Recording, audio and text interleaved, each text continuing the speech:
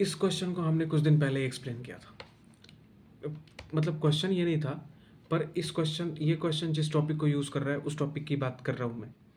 इसने बोला है कि इनकरेक्ट मैच, क्या तुमने इनकरेक्ट ही मैच पढ़ा था या नहीं, वो देख लेना।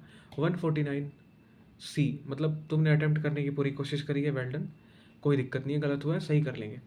149 का सी इनकरेक्ट तुम्हें लगा है कि ये थर्ड इनकरेक्ट है, ये बाकी तुम्हें लगा करेक्ट है।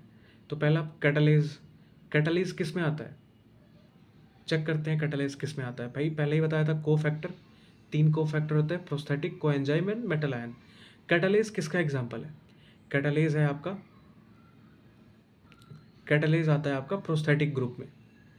यहाँ पे है आपका एग्जाम्पल, कहीं तो मिस कर रहा हूँ, ये रहा कैटलेज।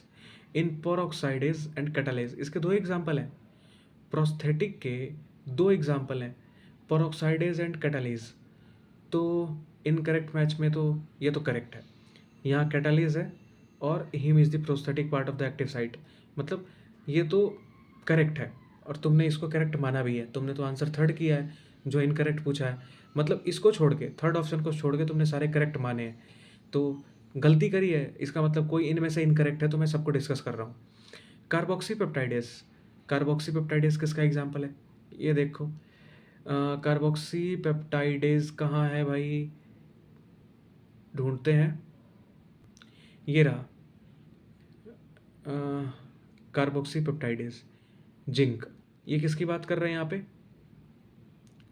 इसकी बात कर रहा है, सबसे आखिरी वाले की, मेटल आयन की बात कर रहा है, ठीक है।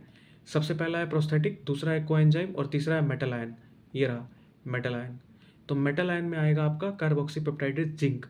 इसने क्या लिखा है, carboxypeptidase zinc is the cofactor which form coordination bond. बिल्कुल सही है, ये दूसरा स्टेटमेंट भी सही है, क्योंकि मेटल आयन में, ये जो मेटल आयन है इसमें कोऑर्डिनेशन बॉन्ड बनते हैं साइड चेन के साथ। तो वेरी गुड, आपका पहला भी सही है, दूसरा भी सही है, आपने सही सोचा है। तीसरा, nicotinamide adenine dinucleotide contain vitamin niacin, क्या ये सही है या गलत है, आपने तो गलत किया है, चेक करते हैं। पहला था प्रोस्थेटिक, दूसरा था कोएंजाइम। कोएंजाइम में यहाँ पे ये लिखा हुआ है, coenzyme nicotinamide adenine dinucleotide contain vitamin niacin, मतलब ये स्टेटमेंट भी सही है। तो आंसर अपने आप फोर्थ हो गया। फोर्थ अपने आप तो नहीं होगा, मैं बताऊंगा कैसे होगा। मतलब पहला मैंने एनसीईआरटी से चेक किया, सही है, दूसरा एनसीईआरटी से चेक किया, सही है, तीसरा एनसीईआरटी से चेक किया, सही है, और तुमने आंसर किया था थर्ड, यानी तुमने इसको इनकरेक्ट बताया था, तो तुम यहाँ पे गलत हो गए। चौथे को देखते हैं, peroxidase contain hydrogen peroxide as prosthetic group.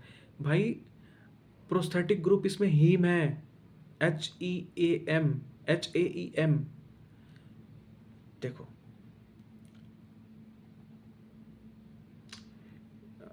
ये रहा, prosthetic group are the organic compound, ये छोड़ो, इन peroxidase and catalyzed catalyze the breakdown of hydrogen peroxide and water, heme is the prosthetic group।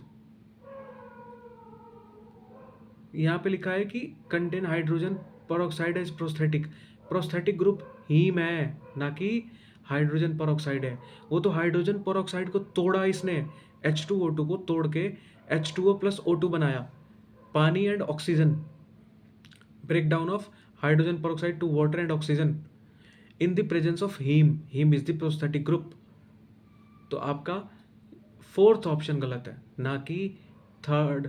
तो फिर से, ये इतना बड़ा, इतना छोटा टॉपिक है को फैक्टर, और इससे लगातार 2 बार क्वेश्चन गलत हुए, तो इसको दोबारा पढ़ लेना।